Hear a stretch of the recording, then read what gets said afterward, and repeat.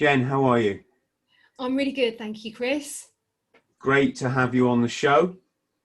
Great to be Um, here.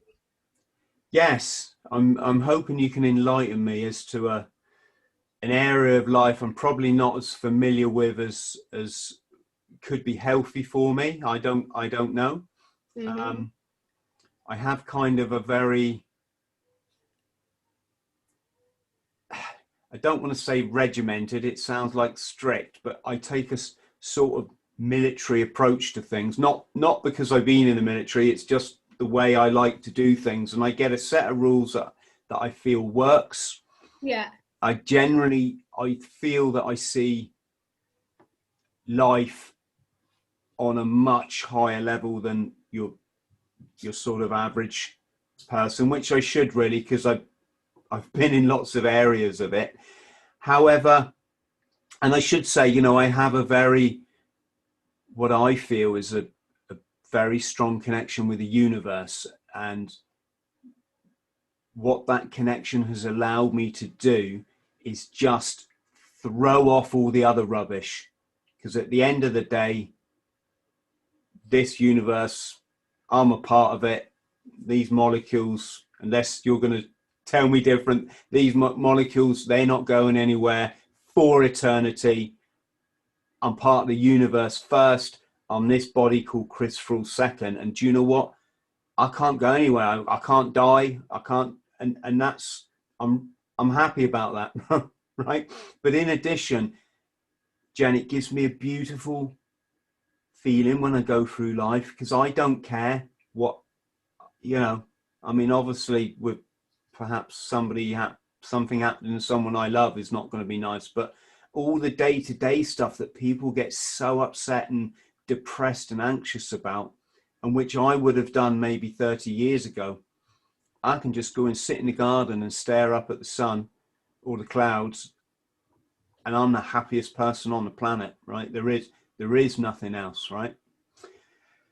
But when I've listened to you speak, Jen, I see you have an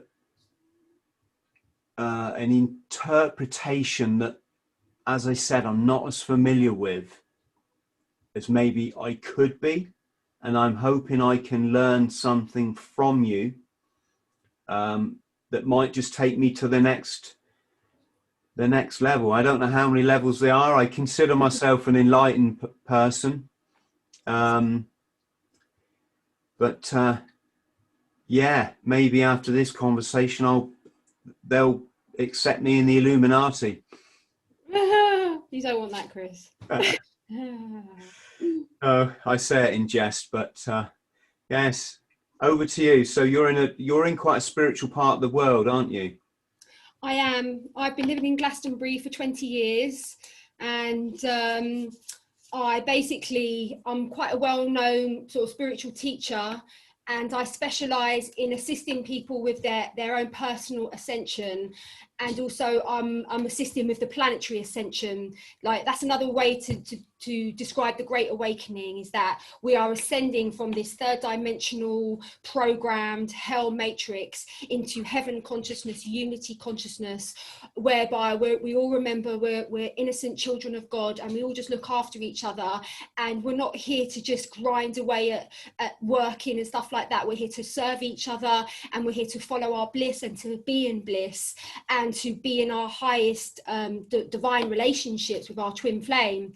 So a lot of my work is about sort of like just sharing like tools to assist in that process. So I look at third dimensional consciousness as like being like a caterpillar.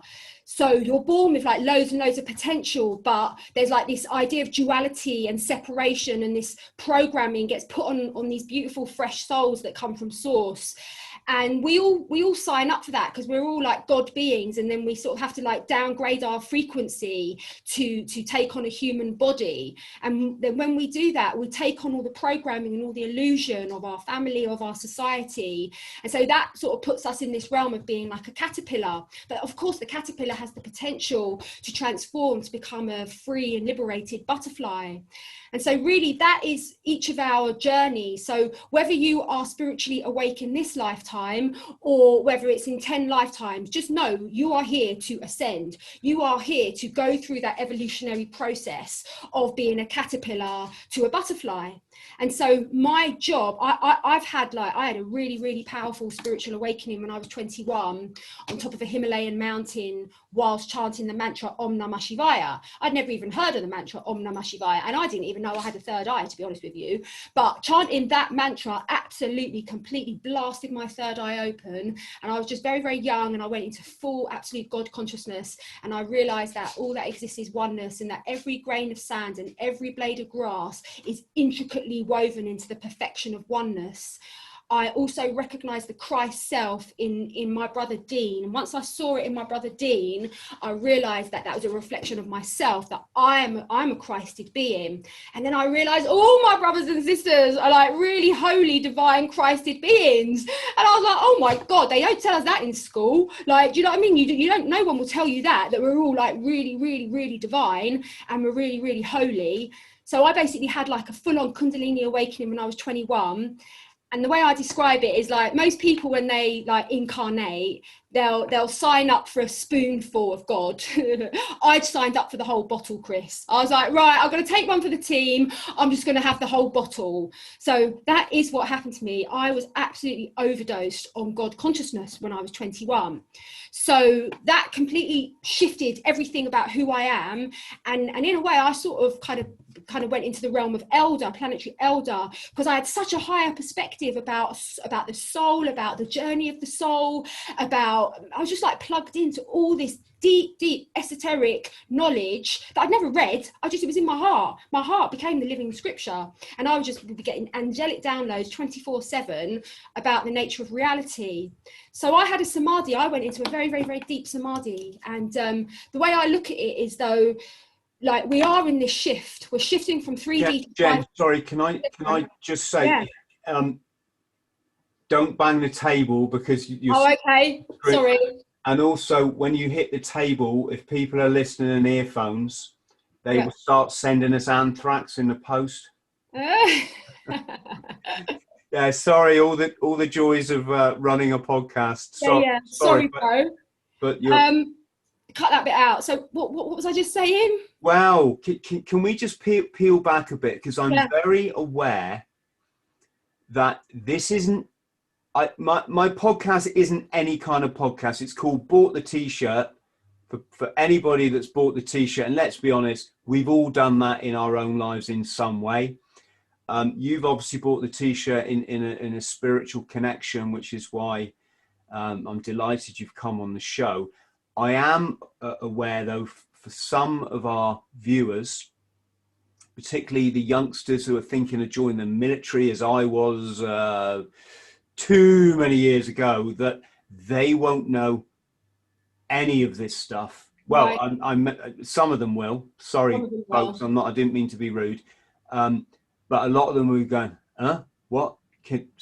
But is this about God? And even the terminology is confusing for people that are still in that embryonic process of grasping life, which some people will, or let's be honest, the majority of people won't really get out of that. And so I'd like to ask you, first of all, when you talk about God, obviously I see so many arguments, this atheist thing and and Richard Dawkins and Ricky Gervais, and I think, whoa, you're all arguing over a different definition of God. That's why, you know, how are you ever going to understand? Because God to me means a certain interpretation on the world. We know in church, they kind of block off all the esoteric, the good stuff. They just tell a very singular narrative about a bloke who sits on a cloud. Not all churches, but I think people understand what I'm getting at. And so for you, Jen, could you expand on that? Yeah, so I'd come from a Catholic upbringing. I went to a convent school and I was very, very rebellious, and I really, really rejected all the nuns. I rejected all Catholicism. And I rejected this notion of God being like a man in the sky. And I was like, that's not my truth. So I rejected the word God. So when I was up on the mountain chanting Om Namah Shivaya, and then all of a sudden my third eye just blasted open. And in that moment, I saw this flash up in the sky. And I knew in that moment, like internally, that I was in the presence of God. And God is the eternal creator energy. It is the energy of creation, that which created absolutely everything is called God, and that is also called love. God and love are synonymous. There is absolutely no separation between the word God and the word love. Love is another word for God, and God is another word for love. So in that moment where my third eye blasted open, I saw the ridiculousness of this notion that God was a judgmental, resentful, like man in the sky. And how I see God now, I see religion, well, basically, I see God as like a big, massive, beautiful oak tree. And that the left part of the tree is Muslim, the right part of the tree is Christian, the top bit's Hindu, the roots is Rastafarianism, the middle's Jainism, whatever. And everyone's talking about different parts of the tree, but it's just one tree. And that one tree is God. That's how I see it. So I love God. I'm not a religious person. I'm not a Christian. I'm not a Hindu. I'm a very spiritual person that loves God in its entirety. And I refer to God always as Mother, Father, God. In all my writings, in all my teachings, I always refer to God as Mother, Father, God. So God is like the eternal soup where all souls are born and all souls return. And our job, whilst we're in these bodies, is to remember God and to remember love and to remember all that is divine and all that is sacred whilst in these bodies, not have to wait to die to go back to heaven. And do you know what I mean? It's like the whole purpose of that is the enlightenment journey, is the remembrance of your divinity, of the fact that we are all children of God. We are all children of God. And one of the most profound knowings that I had on top of that mountain is that Mother, Father, God does not have any favorites. No matter how far along you are, if you think you've got a spiritual, like a special job, like people think, oh, she's got a special job. God, I am not special. God is the best parent that was ever created. Would the perfect parent have favorites? I don't think so. We're all equally loved. We're all equally special. Every single one of us, we're all God's babies. Every single one of us are God's babies. And we are so precious. We are equally precious. That's what I realised on top of that mountain, Chris, that the absolute, utter greatness of God. That was what was so special about my mum. Really? She refused to have favourites except for me. No, I think all roads kind of lead to Rome a bit when you get to a certain stage in your life, if you keep your eyes and your mind open, isn't it? Yeah, exactly. We're all heading to that place. And I think with myself, I signed up for the bottle to overdose on God, because that was going to accelerate my evolutionary process from caterpillar to butterfly. So we literally do go through this process, like on a human level, from being asleep to being awake. That's all it is. That's what the Great Awakening is about. So I just signed up to have those experiences just a little tiny bit before a lot of my brothers and sisters, so that I can send back the information. Guys, you've got to be empty, stay present, stay in gratitude, be in service. All of these tools I can now pass back to my brothers and sisters to assist in the acceleration of their evolutionary journey. Yes, and there's no more greater need for it at this time, probably a lot of times, and going back until we lived in the caves when we probably were free. Yeah, because, before the programming. Yeah, because as you say, we've all been programmed, and I think of it as shielding, Jen. It's these sociopaths above us. Yeah. And maybe there's entities above them. I'm not qualified to say, because I've never seen them, although I've met people that claim they have. Yeah. But they've shielded us from all these simple philosophies and acts that you can do on a daily basis to be happy. And this should be of interest to all people, because if you're suffering anxiety, depression, you want that car, or you need that holiday, or you're always looking into the future for what you think is going to bring you contentedness, then you need to take the third way. Because I talk about the universe, Jen, as I don't have any fix. What do I know? I'm just a guy that lives in a city in the southwest. What could I possibly know? But I just think of it as this beautiful energy. It's been here from time immemorial, will be here to eternity, goes on forever. And once you get to that forever, you come back to where you started again, right? It's this beautiful, benevolent thing. Your physical body as interfacing into this thing works perfectly without all the need for this. Let's not go down the route, but everyone knows what I'm saying. You live in tune with nature. You're the perfect being in mind, body, and spirit. But then there's always someone who'll go, yeah, but who created the universe? It's like why would I waste time thinking about that if I'm perfectly content sat here right now? I'm not a criticism, but I'm just saying that I don't need to worship anybody or anything, or life. I will say one thing, Chris, that I think that you've brought up a really good point, and I think that what's kept a lot of people tethered to the third dimension is this idea of religion, is this idea that you need a middleman, you need a priest, or you need a guru, or you need a teacher.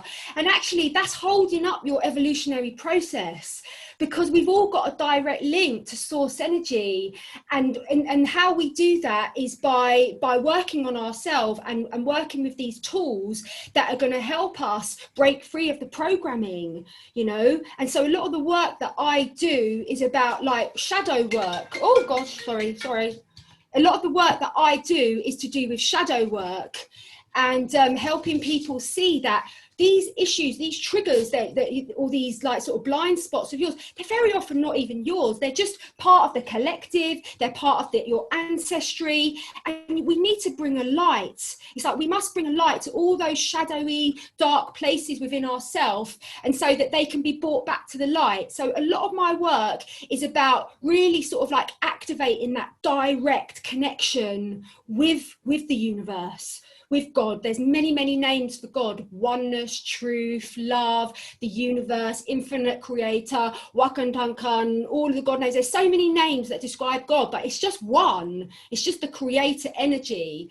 So I think you've brought up a really good point, that that is the main problem, I think, with religion, is that it sort of like makes you think that you need a middle person to connect to God, and you don't. It is in your own heart, but you have to do the work on yourself. You can't just be lazy and be like watching the BBC and watching crappy TV and going to the pub and having all these toxic relationships. You're going to stay stuck. And you're not going to evolve. You have to start realizing that you are responsible for your vibration. So are you going to be on a low vibration, or are you going to be on a high vibration? Your normal sort of way is to be on a high vibration. It's like that's just how God created us. But with all the heavy duty programming, that sort of like keeps us in a low vibration. And so what I help people with is their awakening journey. So like if you're being run by your programs, by your unconscious programs, you're not awake, you're asleep. So you need to become aware of those programs or those beliefs of like, oh, no one loves me, I'm never going to be successful. All these ego beliefs, you have to become aware of them. And the moment you become aware of them, Chris, they're no longer a program. It becomes a choice. And then you must choose, are you adhering to that false program, or are you choosing a fresh, new, beautiful thought? Because the truth of the matter is, we live in a thought universe. This whole universe is constructed from thought. That's how consciousness is developed or is constructed. So you have to take responsibility for your thoughts. You are so powerful. Who you are is as powerful as the entire universe. But if you don't become aware of your unconscious programs, they're going to be running you. They're going to be running the system of who you are and keeping you trapped and keeping you in a low vibration. You have to realize that all those triggers, all those people that piss you off, they're showing you important stuff that you need to work on, you need to grow into, you need to forgive yourself, you need to heal, you need to expand. So you have to embrace your triggers, embrace your shadow, because when you do that, those programs are no longer unconscious, Chris. And this is such an important point. When they're no longer unconscious, they become choices. And then you're like, oh, am I choosing to believe that the world is absolutely terrible and I'm never going to be successful, that I'll never find love? Are you really choosing that? Because you don't have to. You could choose to program yourself to believe that you live in a benevolent universe, that all good things are coming to you, that you have signed up to reunite with your highest divine beloved soulmate. Do you know what I mean? I do. You just triggered a thought in me then. Is I see so many people just go straight into a toxic relationship. I'm talking like a partner relationship, and I think that behavior says so much about where the person is and their feelings of self-worth, doesn't it? That's right. You know, I held off. My partner was alcohol for 30 years and drugs, and I'm not complaining. You know, I'm grateful. Gratitude, isn't it? I'm grateful for that. I'm grateful I'm still here. And but during that time, I think my own sense of self-worth forbid me to need to be in a relationship. I'm not saying it didn't bubble under the surface, because I could recognize when I was with a woman when it would come up. Yeah. And I would think, are you taking the easy option here, Chris, that's not going to benefit you in the long run? But yes, it's amazing that you hold off and then that wonderful person comes into your life. And actually, you hold off from the toxic relationship. Yeah. And you get someone who genuinely loves you for who you are, and they're going to forgive you for your faults, and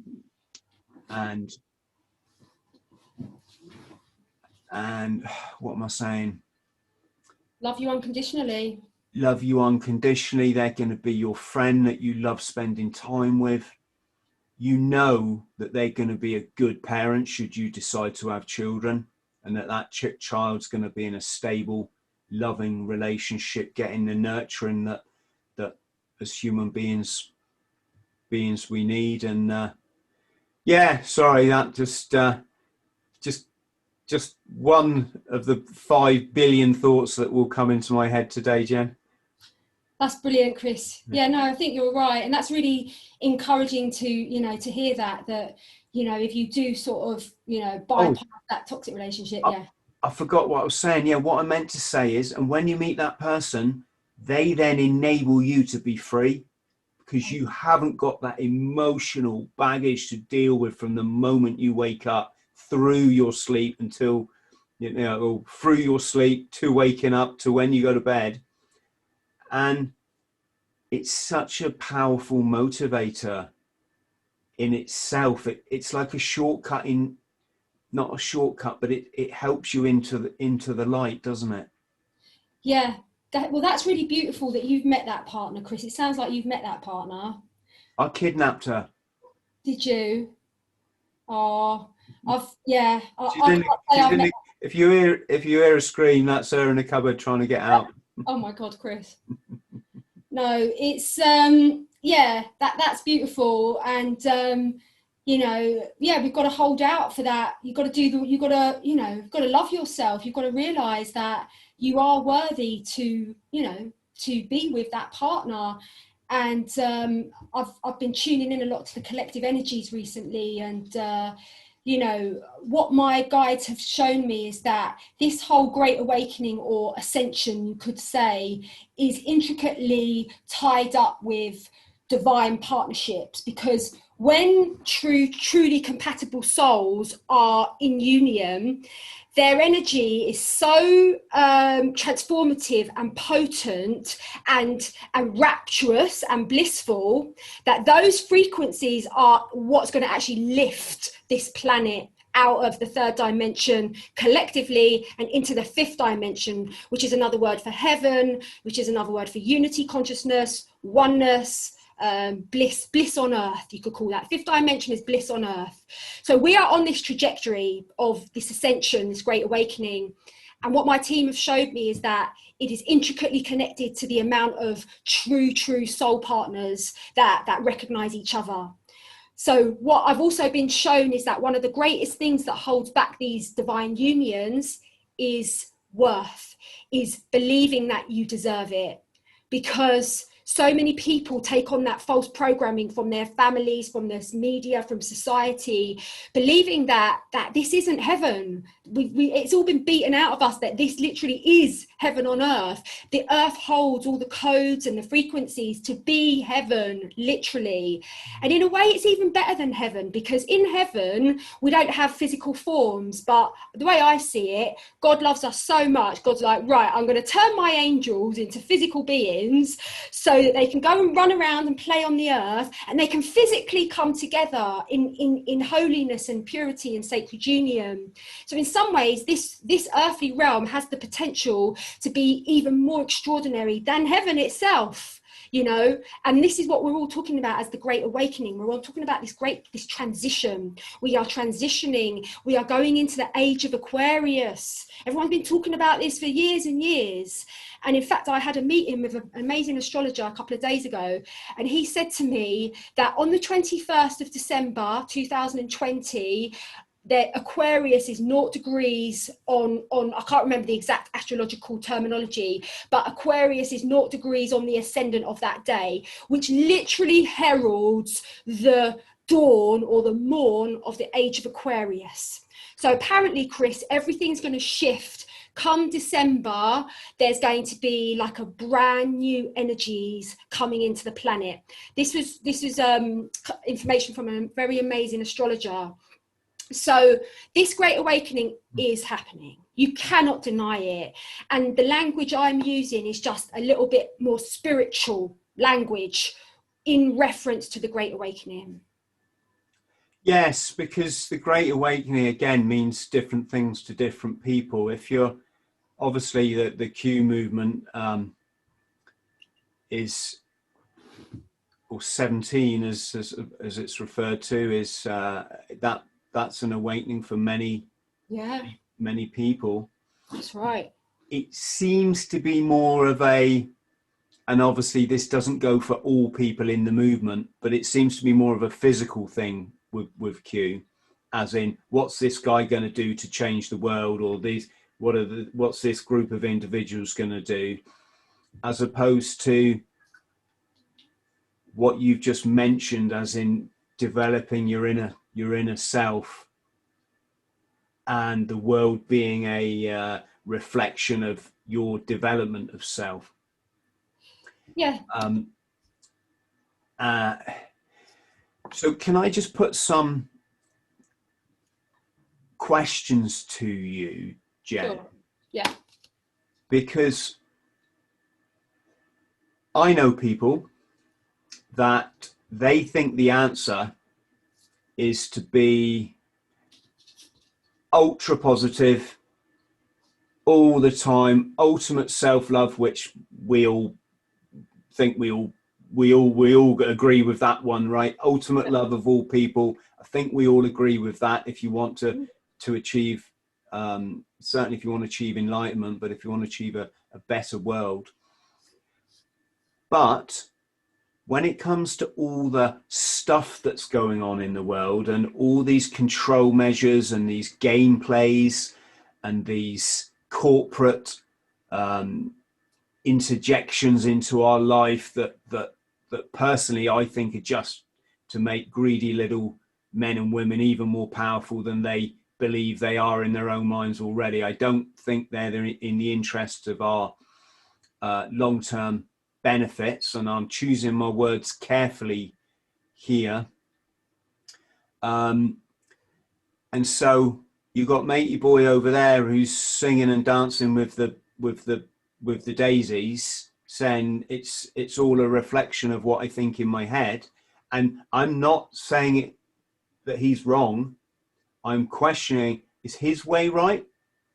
Or is it someone like myself that, yes, I believe in love of all humanity, ultimate respect for self, ultimate self-love, ultimate forgiveness, but also I feel wrong if I don't engage in the battle that's going on. I mean, the physical battle of people, let's just use a metaphor, trying to lock us in our future in cages, right?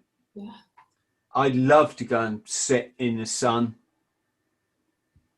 I say thank you to the sun every single morning without, well, not without fail, but you know, it just makes me content.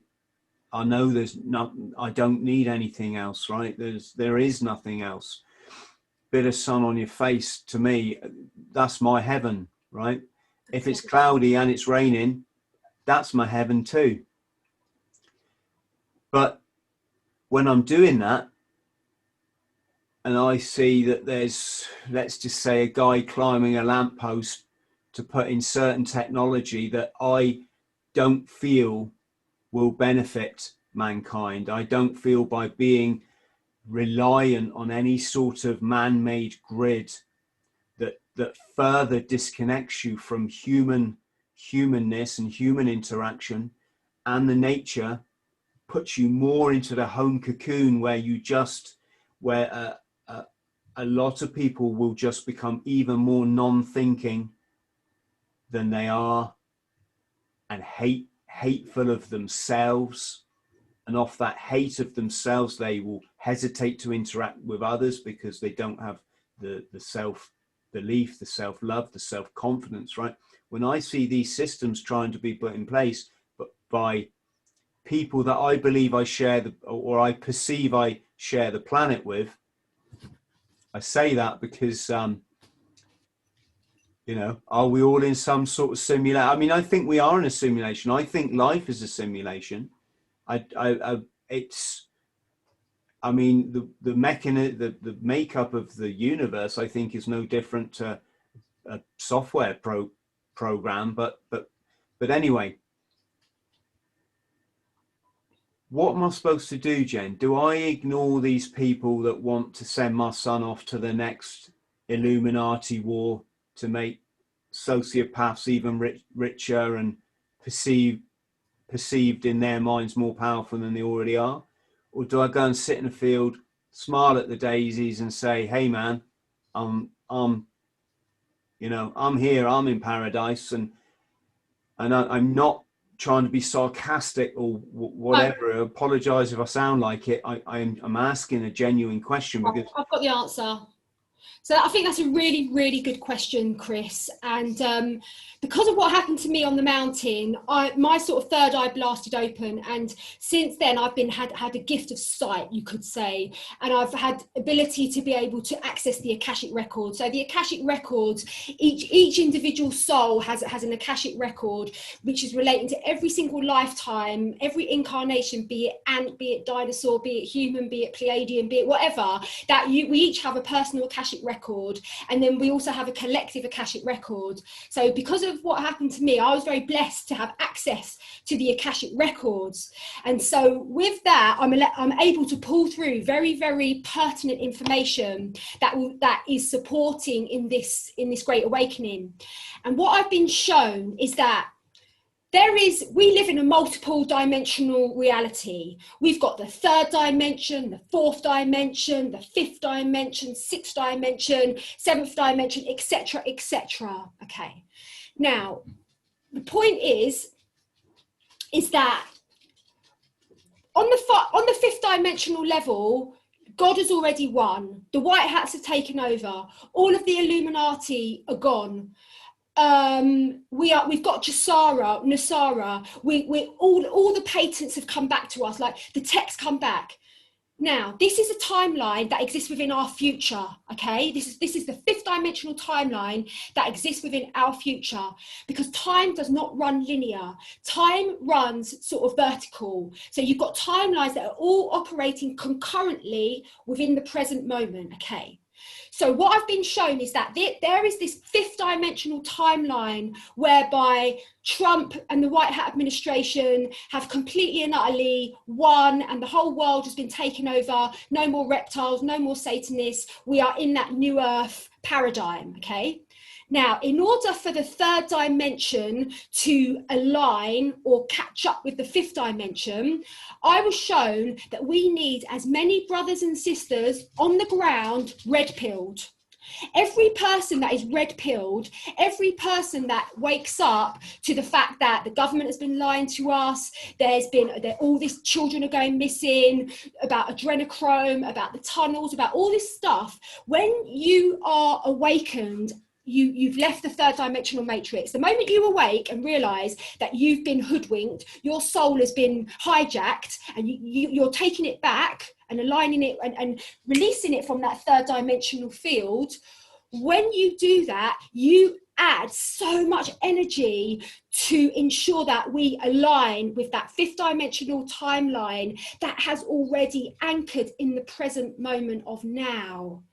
So what I'm saying is, Chris, is that it's so important that we don't sit on our bums and just meditate on blooming flowers and trees, that we are activists, that we are using our platforms as myself and you are. Like, I had 100% spiritually based platform with over 120,000 people. Come the Great Awakening in March, I shifted it to be supportive of Q and supportive of Trump, because I knew that it was that team was going to lead us collectively into the fifth dimension.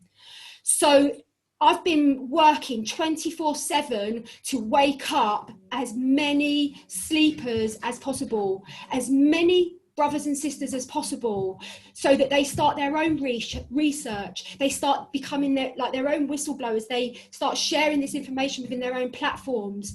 It is so important that we carry on waking people up, because the more people that are awake or red-pilled, you could say, then we will align. The quicker we will align with this higher timeline. This is how timelines work. They're to do with energy. So we've got to match that energy of the fifth dimension.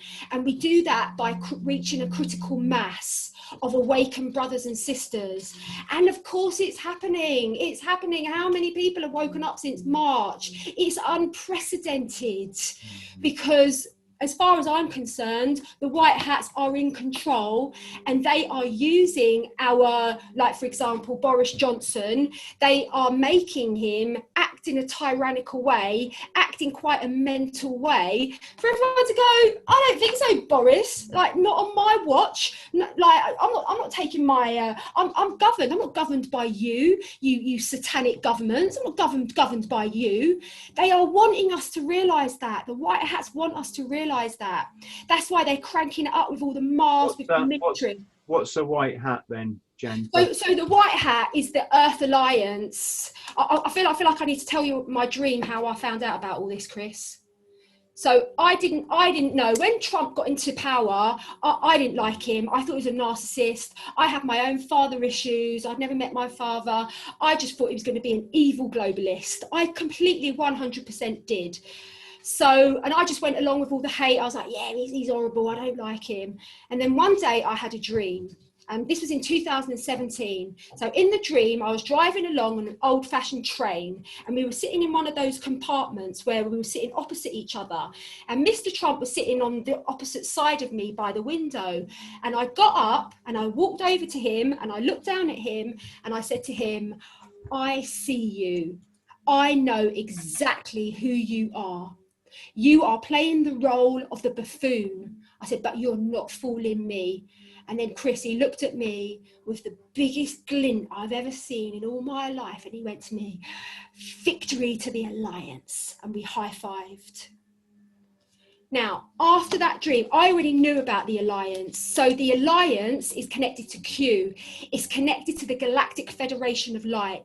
It's connected to all of the energies and forces that are supporting the Earth right now to shift. We're shifting. We're shifting from a third dimensional realm to a fifth dimensional heaven realm, a 3D hell realm, programmed limited hell realm, to a 5D eternal heavenly realm where we're going to live in these bodies for as long as we want. The whole notion of death is part of the archonic program. When we just really ultimately, we've got to choose when we ascend, and this whole idea of death is redundant in the fifth dimension. So we return back to our spiritual heritage and spiritual story. But who says this, Jen? Because I already find my beliefs like veering away. It's a direct knowing. It's a direct experience. So I've had, like, as I said, I've had glimpses into the Akashic records, and so fifth dimensional consciousness, like, that's within us. That whenever you're free from the matrix and you just want to serve your brothers and sisters, you just want to be kind, you want to look after every single creature, then you're in 5D. It's not that exotic. It sounds exotic, but it's not. It's who we are. No, that bit I get. And for people at home, what, if I understand correctly, what Jen is saying is most people live in the 3D, in the matrix. Yeah. Some of us, we have, as a result of our life experience, we step out of the matrix and go, bloody hell, I see that matrix for what it is now. That's your 4D. The trouble is, you've got a lot of agents like ourselves operating in the 4D, some of whom understand the way to go up into the fifth realm, which is just heaven and earth, which is what I keep trying to explain to people that I live in every day, right? Although, don't get me wrong, that comes with snags, right? That comes with snags. Other people, they're this free agent that understand they're not in the matrix, but they're still using the matrix tools to try to enlighten, to try to shift our realm up into the number 5, right? And of course, that's not going to work. I'm talking about certain social commentators, not any particular person, but you see a lot of these social commentators, movers and shakers that want the best for people, but the way they go about trying to instigate it actually has the opposite effect and is keeping people in the matrix, or the third degree. The bit where I start to lose it, Jen, and this is no slight on you whatsoever, is I don't believe in reincarnation. It's not that I don't believe. It's like, how could I know? How could I ever? I'd be so arrogant to say I believed in this or that on something I have no idea about, other than what most of us know.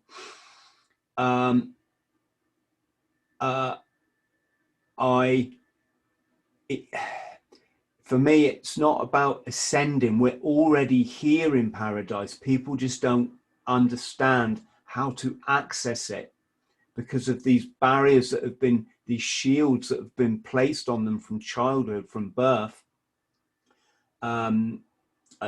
along with various mechanisms like the drugs, the alcohol, that keeps you suppressed, that keeps you from, Jen used the word, vibrating at the higher frequency. And if this sounds airy fairy to anyone, believe me, when your vibration is higher, and I don't even know whether that's a physical thing, but when you're off the drugs and alcohol, when you're focused on something that you love, when you're eating an alkaline diet to keep your body in tune with what it should be in the nature, you are firing. Oh, just knocked my computer off. You are firing, you are smashing it. nothing is impossible for you. Nothing, right? You can go up to John O'Groats like I did, put on a 15-kilo backpack and just run 1,000 miles pretty much non-stop. That is how you feel, right? Remember, when I did that, I didn't do any training for that. You don't need to.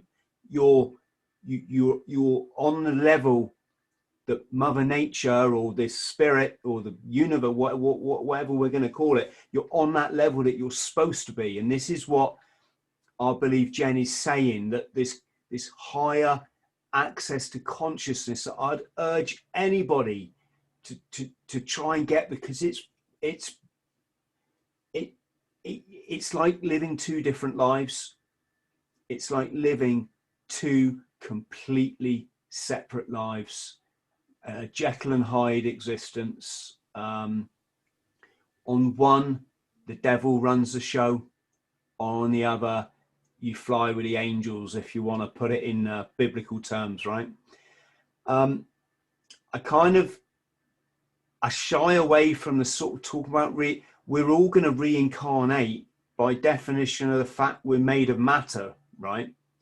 The soul, I'm not sure about, Jen. I mean, I get it. I've heard people talking about this sort of this karmic plane, or this united consciousness that we all feed into. And yeah, I do kind of get it.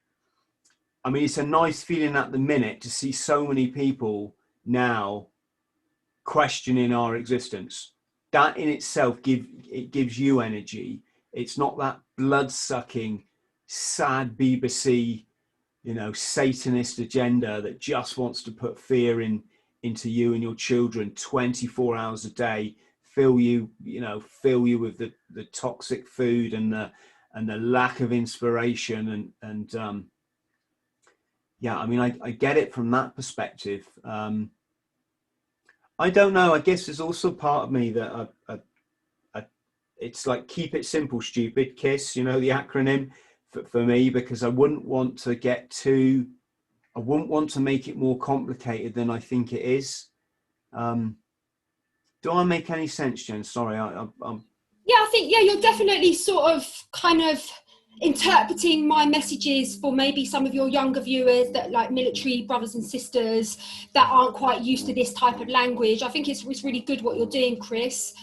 And I think you brought up some really, really valid points, but I would like to just say a little bit about the fourth dimension, because we're on this transition from the 3D to 5D, but what about the 4D? Do you know what I mean?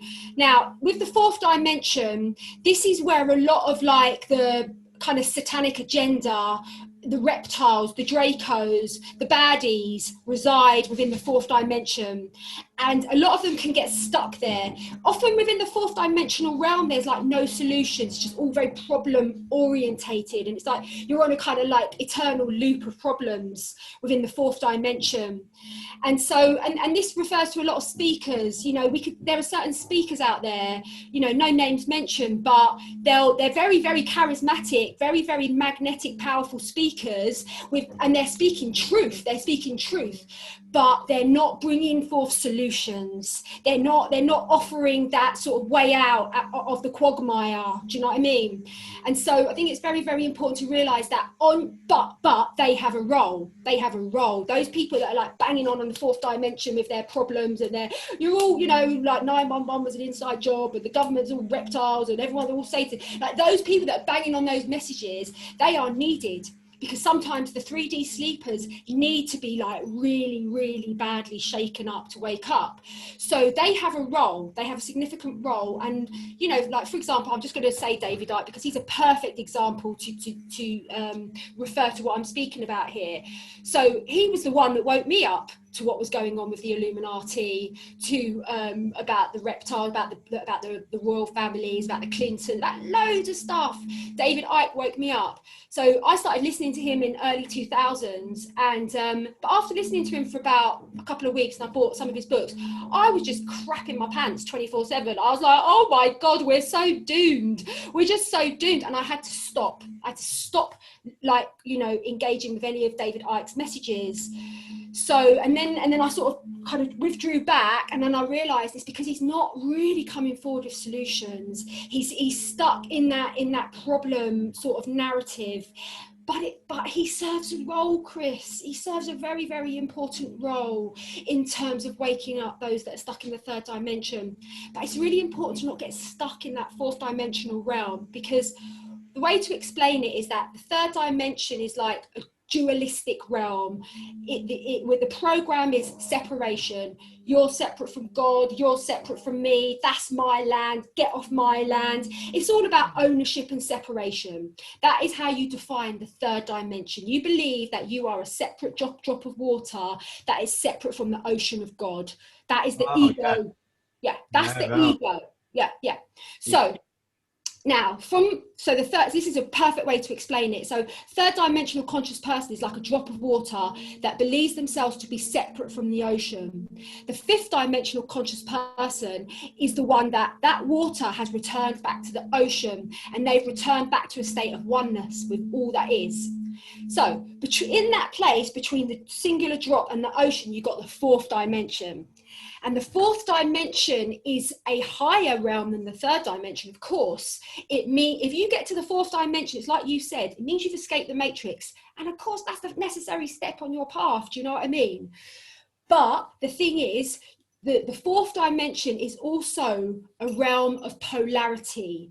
We haven't reached oneness in the fourth dimension. So there's still this idea of duality and separation and power over and control, fear, ownership. That's all still being played out within the fourth dimension, you see. So the job of the soul's consciousness is to recognize, oh, I've escaped the matrix, that's good, but I'm not going to stay stuck in 4D. I'm going to keep aspiring higher to unity consciousness. I've got to bust through duality to come back into oneness. And then that will be the fulfillment of your soul's evolutionary journey to get from 3D to 5D. Yes. Again, for the sake of our friends at home, I need to just clarify a few things. I've heard a lot. I've watched a lot of David's stuff. I'll make no judgment on it. He seems a wonderful man. As far as the reptilian agenda, I don't want anyone watching this now to think that that's what we all buy into. It for me, if I can't prove it, I'm not going to go there, right? If you're asking me, is there a sociopathic gene in certain echelons of society, I would say yes. I think the eyes are the windows to the soul, and I think you just got to look in some people's eyes and think, God, where's this person at, right? I think there is a connection also because we came from the swamp, so we were an amphibious creature at one part in our lives. And I do think the way that the brain works, and you hear words like hypothalamus, and I'm obviously not a biologist, but I do think there's parts of the brain that for certain people might not develop in the same way as another, and that can lead to a lack of empathy, because I think people can be born, you can create sociopaths. A sociopath is someone who's never known love, never known empathy. As such, they don't know how to give it. You know, they know all the behaviors in society, but they don't get that crucial human element, right? I don't know enough about it, but I'd say that there's probably family bloodlines that is just inherent in them by the nature of the way the way the family's been structured, whether it's an actual like genetic thing that you can be born with no empathy. Somebody enlighten me in the comments, please. But yeah, I just wanted to make the point that gosh, that reptilian thing has done so much to destroy the journey to enlightenment for all of us, because it's used as a tool, isn't it, to ridicule people that want the truth. But the truth of the matter is that we do have a reptilian brain. Like, that was all part of the sort of like manipulation with our DNA that happened at the time of Atlantis, but that's like another subject matter. But the fact that it's not like we're not just making it up. Like, there is a part of the brain that has been very, very much sort of groomed to be the dominant aspect of who we are. And the reptilian brain is the part that, like, you know, compares yourself to other people, is on a very negative one all the time. I'm sorry, my neighbour has decided to like do some can you hear it, Chris? Yeah, it's too much, Jen. Can you let me just, friends, I'm just going to put us on pause. And as if by magic, da-na-na, you're in the garden. Yeah. So, yes, that's what I was saying. It's just that, what was I saying? You just pointing out the bits about the reptilian brain that I'm only sort of vaguely. Oh yeah, it's not like a conspiracy. It's like it literally.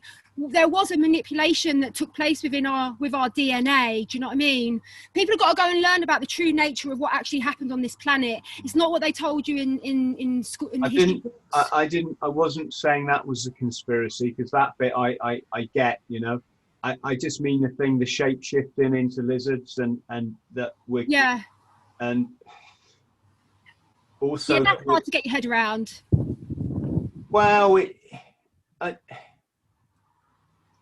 don't know if it's helpful. I don't know if it's true. I can't make a judgment, because maybe someone knows something I don't. But I wouldn't be living my life by that. You know, I don't know if that's something that needs to be addressed for us to enter this fifth realm, that we're all controlled by shapeshifters. I just think they're sociopathic, they're heartless. I think they're all controlled by the Babylonian money mafia, which created the money system, which has corrupted everything and every person in society, and that includes myself, because I am a slave to it, and a slave to the conditioning it produces. It's another thing that these speakers don't talk about. Don't talk about who protects this evil system, this evil monetary system at all costs. Who are these people? You know, I call them the Babylonian money mafia, just because when you've studied books like this, you realize this system of evil goes back thousands of years, goes back to ancient Babylon. Who they are now, don't really know. But if we don't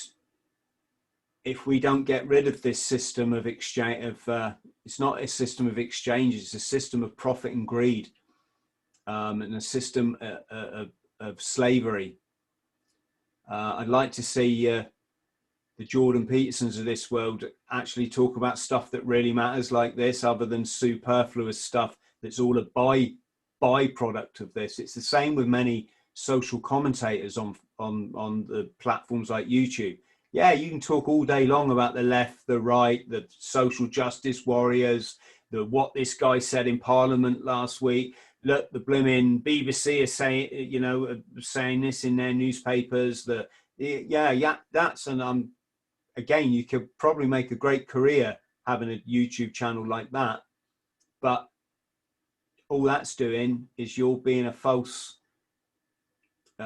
beacon, false beacon in a stormy sea, and people are going to look at that and think, this person, they're out to, it's like Question Time. When you watch Question Time, you think these people are going to, the people in the audience, they're going to fix the world with their having a go at this politics, and it's like, no, they're all part of that, all part of the same system of corruption and evil, right?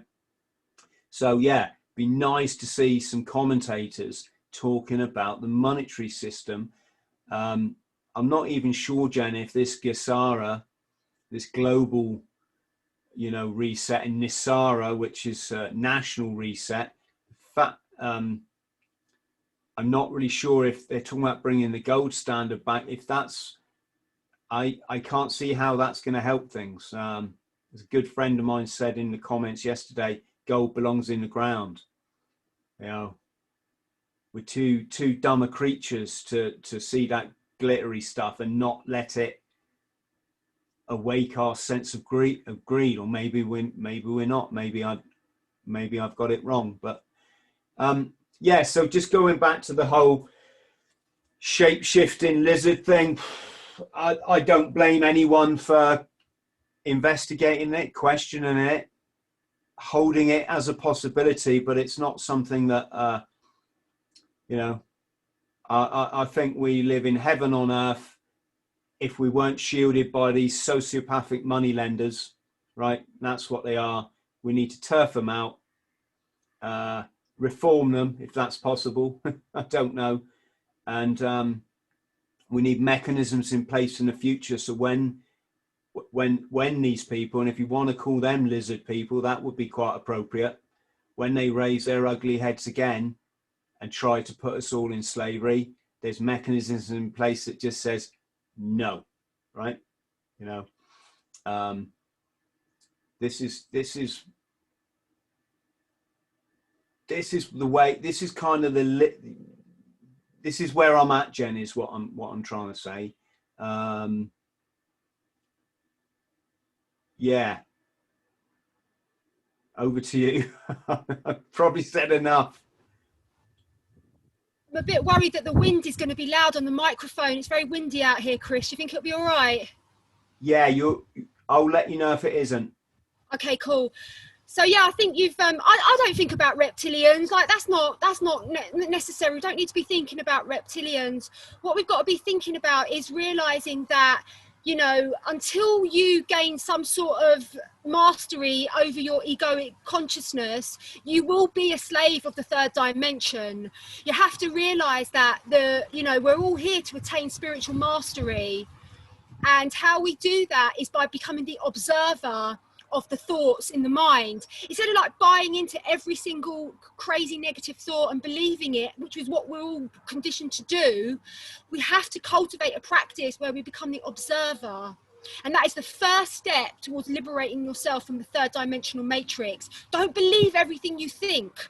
The way I see it is that my 3D egoic reptilian brain, or whatever you want to call it, is like a very, very bad radio station with a lot of interference. I'm under no obligation to listen to it and tune into it. That doesn't mean I can get rid of it. You can't get rid of that egoic consciousness, it will always be there. But if you start buying into it and believing every single negative message that it has for you, you are not going to have a high vibration. So I think as we sort of come to the conclusion of our video, I'm just going to offer some tips now just to help everyone raise their vibration, which is what it's all about. So number one, you want to have a practice whereby you can become the observer of your thoughts. So it's just like the sky, just like clouds are like thoughts. Now you can't get rid of the clouds, but the sky doesn't identify as being a cloud. The sky knows it's the vast magnificence of the sky. Just as our true consciousness mustn't identify and buy into these temporary thoughts of the ego. So step number one is you have to have a spiritual practice where you become the observer of your thoughts. That's the first step. The second step is to cultivate a practice of gratitude. Train your brain to be grateful. Go on rampages of gratitude all the time. Like if you're sitting on the toilet, think about 10 things you're grateful for. If you're cooking dinner, think about all the blessings in your life. Start using your consciousness in the way that you want it to be, instead of the program, how the program wants it to be. Do you know what I mean? So if you commit to a practice of gratitude, that means that you are the master of your consciousness in that moment, because you're directing where it's going. this is so powerful. It seems so simple and nothing, but this is how you get to the fifth dimension. This is how you attain spiritual mastery, Chris. It's so freaking simple. It really, really is. And that's why everyone misses it, because of the innocence and the simplicity of these practices that I'm speaking about. So step 1, become the observer. Step 2, become addicted to gratitude. Step 3, you be in service, like go and do random acts of kindness. Be a force of positivity in the world. Realize that every single soul has got PTSD from the Matrix. So it's our job to like lift everyone up. So every time I go out, I'm really present. I'm like sending good vibes, complimenting, just, oh, sorry, that was my dog, sorry. Just being like that, do you know what I mean? Your vibration will go through the roof if you start doing random acts of kindness and start really, really showing up in the world as that positive vibration. You will start feeling amazing. Yeah. And also, like, go and look for ways to serve your brothers and sisters. That could be become a truther, red pill people, let people know about what's going on. It could be that you go and read stories to kids. I don't know, there's anything, like, just start serving your brothers and sisters. Yeah. This is how we raise our vibration. And also be very, very mindful about the toxicity that you allow into your life through music. Can I just say, yeah. Are you rubbing the phone on something? Because we're losing the audio and it's gonna. Oh shit! Shall I see if I'm gonna go back inside? It just sounds like you're rubbing something against the phone, or no, it's just that it's moving and I'm just trying to stop it from moving. Yeah, that's what's making the noise. Just but if I don't hold it, it's gonna topple. So I'm gonna see if she stopped. Is it not fine where it is now? It seems fine. Okay, we'll leave it. And if it again. Yeah, sorry, carry on. Go and do service. Go and do service, but be very mindful of not having toxic relationships. Like, you must be in relationships that make you feel good, make you feel happy, make you feel like lift up your vibration. You've got to be mindful about the poisonous, toxic food that you eat, the music you consume, the films that you watch. Do you know what I mean? Like, be really, really discerning around allowing low vibrational, toxic things, relationships, everything into your reality. This is how you have a high vibration. Yes. I think we've all had to make, those of us that are enlightened have all had to make a few, can I say, I don't want to say harsh because they're not, but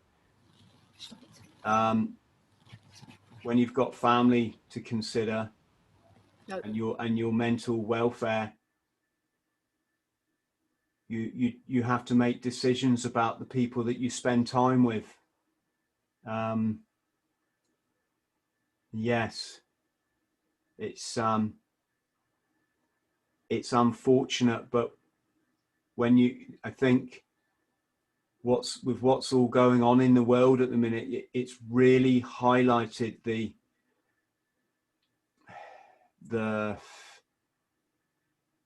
I don't know the word for it. I don't know if toxic sounds too strong, but just the misguidedness of people that are in your daily life, even if it's through the medium of social media, and it's soul destroying to have that constant barrage in your face of people who don't know it, but they're keeping us locked in this third dimension. And it's not just that, it's that if you don't respect me, and respect me doesn't just mean, Chris is my friend. It's like, respect is, you have to listen to me. You have to enter into a dialogue. If there's something that I believe that you don't see it that way, the same as I will enter into a dialogue with you. It might be if you're spouting third dimension stuff at me, like buildings are brought down by a guy on kidney dialysis machine who lives in a cave in the desert. I'm afraid you're never going to get me ever to agree with that. On the other hand, I could perhaps enlighten you as to what a more likely scenario is, right? If you're telling me that, you know, capitalism is ace, purely based on the fact that communism is frightening, and I wouldn't disagree with you, especially especially with what's going on in the world. But if you're telling me that there can't be a third way, again, I'm going to respectfully have to disagree with you, right? But if you consistently say that it's your way and not mine, well, I don't see that as friendship, Jen. I see that I'm just a convenient person in your life.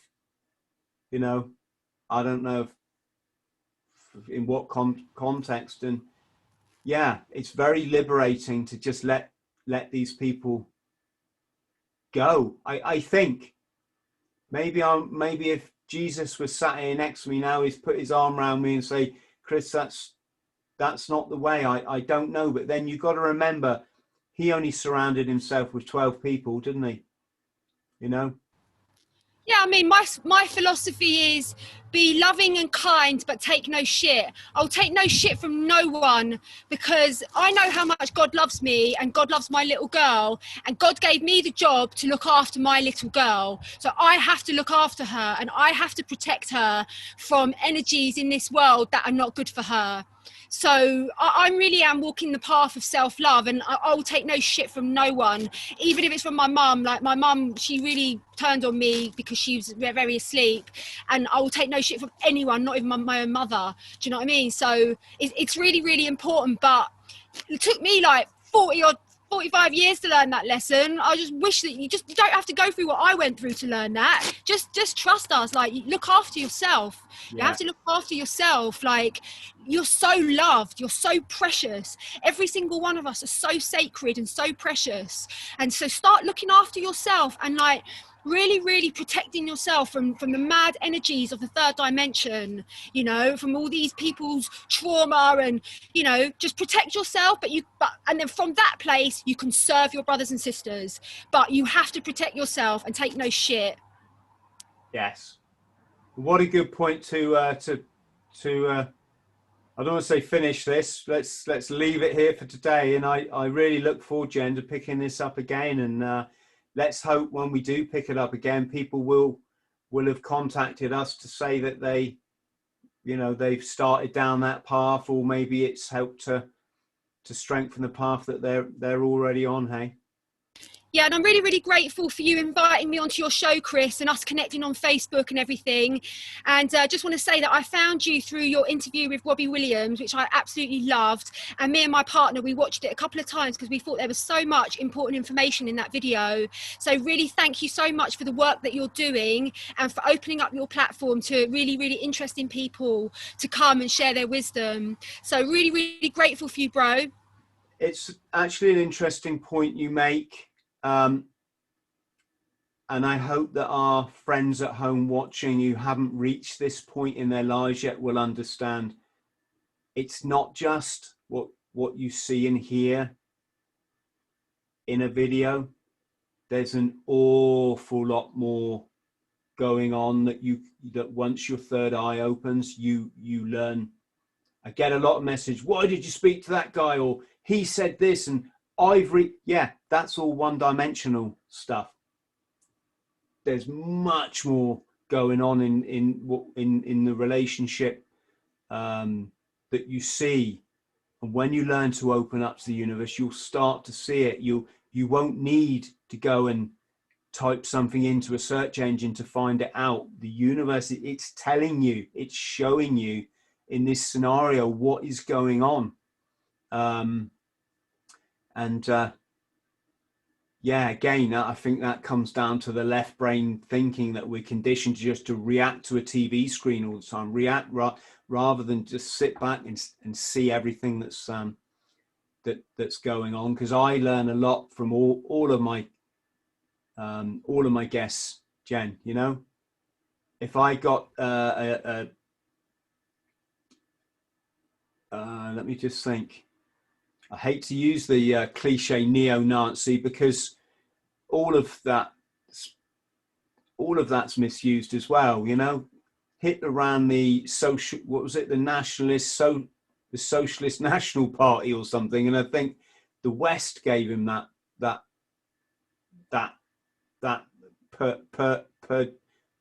whatever that word is. History's written by the victors. We don't know. We've all been lied to about everything, and we must have an open mind. We must. Again, but this is what I'm saying, until you get to that point where you can see this, you can see the mechanisms like the Second World War that is used to cement a narrative to keep you a slave. It's, you're not going to move forward. But no, the point I meant is I'm going to get something from anyone I have on my show, and you can get just as much by someone who has a completely different life perspective than you. And it's not necessarily by what's coming out of their mouth. It's about all the history behind them. It's it's the body language. It's this kind of thing. So yes, we were saying goodbye, weren't we? That was a long-winded goodbye. Well, it's been so lovely, Chris, and thank you to all your listeners. And we'll post all the links to connect with my big Facebook group and all my offerings and stuff like that. So thank you so much for having me on your show, Chris. God bless you, brother. Yeah, lots of love to you and yours, Jen, and let's pick this up again. To everybody at home, thanks for watching another episode of the Bought the T-Shirt podcast. Who says we're not varied? Hope you got a lot out of it. If you could like and subscribe. Ciao, ciao. Hello, friend. I hope this finds you well. My name's Chris Thrall. I'm a former Royal Marines Commando, and I fought my way back from chronic trauma and addiction to live, work and travel in 80 countries across all 7 continents, achieving all of my dreams and goals along the way. Now I pass my simple system on to other people, but I can only help you if you like and subscribe. So please do so, because you get one life, and if you live it right, one is enough.